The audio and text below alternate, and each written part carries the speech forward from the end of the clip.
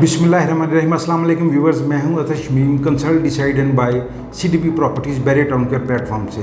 Viewers, आज हम discuss करेंगे कि सेक्टर एफ़ की अफादियत में क्यों इजाफा हो रहा है और लोग सेक्टर एफ़ में प्लॉट्स लेने में अब ज़्यादा इंटरेस्ट क्यों शो कर रहे हैं। व्यूवर्स, किसी भी सेक्टर या किसी भी ब्लॉक की सक्सेस के लिए उसकी जो लोकेशन, उसकी एक्सेस जो है, ये सबसे ज़्यादा इंपॉर्टेंस होती है। स्पेशली जब हम आलमगीर, गाजी ब्लॉक, गजनबी या टीपू ब्लॉक्स का जिक्र करते थे तो लोग कहते थे कि ये ऑलमोस्ट बैरिया टाउन के एंड पे आ जाते हैं, या लोग इधर इतना ज़्यादा इंटरेस्ट नहीं लेते थे क्योंकि उनका माइंड था कि इन्हें डेवलप होने में कई साल लग जाएंगे। अच्छा व्यूवर्स, लेकिन अब लोग यहाँ पर प्लॉट लेना पसंद करते हैं और अब इन ब्लॉक्स के अंदर घर भी बड़ी स्पीड के अंदर बने हैं। स्पेशली आप गजनवी ब्लॉक को देख लें, इस तरह आप गजनवी एक्सटेंशन को देख लें, आप आलमगीर ब्लॉक को देख लें, आप टीपू ब्लॉक को देख लें, उसकी मुख्तलिफ वजूहत है। व्यूवर्स, सबसे पहले तो इसकी जो एक्सेस है इस वक्त वो बहुत प्राइम बन चुकी हुई है। इसकी डिफरेंट वजूहत है। व्यूवर्स, जिस तरह हम पहले सेक्टर बी, सी, ई और एफ़ में आते थे, हमारा ये एक स्पेसिफिक रास्ता होता था जिसे लोग आने जाने के लिए यूज़ करते थे और तभी लोग ये चीज़ सोचते थे कि यार ये रास्ता, ये ब्लॉक्स बिल्कुल एंड पे आ जाते हैं। लेकिन आज इसको डिफरेंट एक्सेस मिलने की वजह से लोगों ने ना सिर्फ इस ब्लॉक को पसंद करना शुरू कर दिया है बल्कि अब यहाँ घर बनाने को भी प्रेफरेंस देते हैं। व्यूवर्स, अगर हम इसकी अप्रोच देखें, एक तो जो ऑर्डिनरी रास्ता बैरिया टाउन में हम जामे मस्जिद को क्रॉस करते हैं, या जैसे ही सेक्टर ई और एफ़ का एक जंक्शन राउंड अबाउट आता है, उसके बाद हम इसको अप्रोच करते थे। अब एक इसका दूसरा रास्ता जो ऑर्डिनरी यूज़ होता था, जो कि बैरिया स्कूल एंड कॉलेजेस के साथ मेन बुलेवार्ड है, जो सीधा जाती उमरा रोड को एक्सेस करती थी। वहाँ से अगर हम राइट होते थे तो हम सुंदर रोड की तरफ जाते थे। इसी तरह अगर हम वहाँ से लेफ़्ट होते थे तो आगे जाके जाती उमरा चौक आ जाता था और इंटरचेंज आ जाता था। लेकिन जैसे ही अब गेट 6 की ओपनिंग हुई है, बल्कि उसको काफ़ी टाइम हो गया, लेकिन उसके बाद से ये रास्ता काफ़ी यूज़ होने लग गया। लेकिन व्यूवर्स, जो मेन रीज़न है वो अब रिंग रोड के इंटरचेंज है। व्यूवर्स, अगर आप आलमगीर ब्लॉक और सिकंदर ब्लॉक को जैसे ही क्रॉस करते हैं, NFC 2 क्रॉस करने के बाद एक तो आप मुल्तान रोड पे आपकी एक्सेस हो जाती है। सेकेंडली, यहाँ से 4 से 5 मिनट के डिस्टेंस के ऊपर आपको रिंग रोड का इंटरचेंज मिल जाएगा। इसी तरह गाजी ब्लॉक के अंदर जो एक रास्ता है जो न्यू लाहौर सिटी में से एंटर होता है और ये सीधा आपको सुंदर रोड और मुल्तान रोड के साथ कनेक्ट कर देता है। व्यूवर्स, इसकी जो और एक एक्सेस है जो कि फ्यूचर में इंशाल्लाह आपको मिल जाएगी कि जैसे ही हम गजनी ब्लॉक को क्रॉस करते हैं और टीपू ब्लॉक को क्रॉस करते हैं, यही जो मेन बुलेवार्ड है ये फ्यूचर में सेक्टर एच के साथ कनेक्ट होगी। जैसे ही आप सेक्टर एच में एंटर होंगे और उसके मेन गेट से निकलने के बाद आपको बिल्कुल सामने बैरिया ऑर्चर्ड फेज़ 2 का जो गेट नंबर 6 है वो मिलेगा। व्यूवर्स, ये तमाम तरह एक्सेस जो अब बहुत ज़्यादा यूज़ होने लगी है, स्पेशली जो मैंने आपसे जिक्र किया, रिंग रोड ऑपरेशनल होने के बाद अब इन ब्लॉक्स को लोग बहुत ज़्यादा कंसीडर करना शुरू कर दिया है। व्यूवर्स, सबसे इंपॉर्टेंट चीज़ इस वक्त ये है कि जो एक्सेस इस वक्त सेक्टर एफ़ को मिल रही है वो बैरिया टाउन के और किसी भी ब्लॉक को नहीं मिल रही।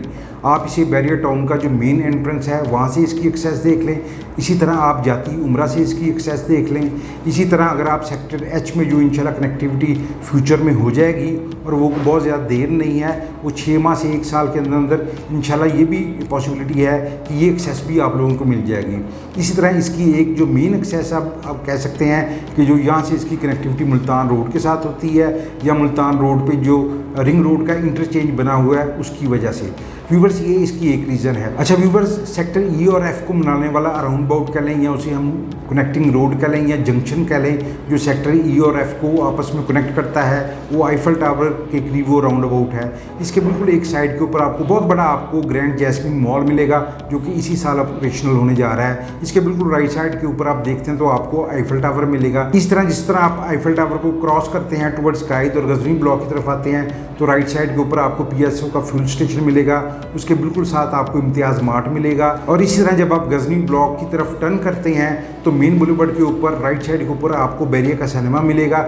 इसी तरह लेफ्ट साइड के ऊपर बैरिया का स्कूल एंड कॉलेजेस है, इसके बिल्कुल साथ जो विंटरलैंड आया है। तो ये सारी ऐसी एम्यूनिटीज़ हैं जिसकी वजह से अब इन ब्लॉक्स में लोग घर लेना पसंद कर रहे हैं, क्योंकि वो देख रहे हैं कि यहाँ पर कमर्शियल एक्टिविटीज़ शुरू हो गई हैं, काफ़ी लोगों ने घर बनाना शुरू कर दिए हैं और यहाँ अभी भी रेट बैरिया टाउन के दूसरे ब्लॉक्स की निस्बत काफ़ी रीज़नेबल हैं। व्यूअर्स, ये भी अब एक मेन रीज़न है जिसकी वजह से लोग सेक्टर एफ़ की तरफ स्पेशली देखें तो गजनवी ब्लॉक, टीपू ब्लॉक, आलमगीर और गाजी ब्लॉक की तरफ वो ज़्यादा अट्रैक्ट हो रहे हैं। व्यूवर्स, इसके बाद जो थर्ड और मोस्ट इम्पॉर्टेंट चीज़ है वो ये है कि आपने देखा होगा कि टीपू एक्सटेंशन ब्लॉक के अंदर ही बैरियर टाउन ने अपनी हिस्ट्री के सबसे बड़े कमर्शियल्स दिए थे। व्यूवर्स, ये कमर्शियल सिर्फ हाई राइज प्रोजेक्ट्स के लिए थे कि जो भी इन प्लॉट्स को बाई करेगा वो यहाँ पर हाई राइज प्रोजेक्ट्स बनाएंगे। इसलिए ये 3 साढ़े 3 कनाल से लेके 5 साढ़े 5 कनाल तक के बड़े कमर्शियल प्लॉट्स थे जो कि बैरियर की हिस्ट्री में फर्स्ट टाइम दिए गए हैं। व्यूवर्स, ये भी इसी लोकेशन के ऊपर बनते हैं और इसमें काफ़ी ज़्यादा हाई राइज प्रोजेक्ट्स जो हैं ये अनाउंस कर दिए गए हैं। 1-2 की कंस्ट्रक्शन भी स्टार्ट हो गई है। व्यूवर्स, जैसे ही ये बनना शुरू होंगे इस वजह से इस सेक्टर एफ के जितने भी ब्लॉक्स हैं उनकी प्राइसेस भी इंक्रीज़ होगी और लोगों के लिए बहुत ज़्यादा अट्रैक्शन भी होगी। जो फैसिलिटीज़ और जो अमेनिटीज़ इन हाई राइज प्रोजेक्ट्स में दी जाएगी और यहाँ पर जो करीब ब्लॉक्स हैं जिनमें टीपू है, गजनवी है, गाजी है या आलमगीर ब्लॉक है, ये भी लोग इनसे इस्तेफादा हासिल कर सकते हैं। और ये भी एक मेन रीज़न है कि जिस तरह यहाँ पे कमर्शियल हाई राइज प्रोजेक्ट्स बनते जाएंगे उसी तरह इस एरिया में जितने भी ब्लॉक्स हैं उन सब की प्राइसेस इंक्रीज़ होती जाएंगी।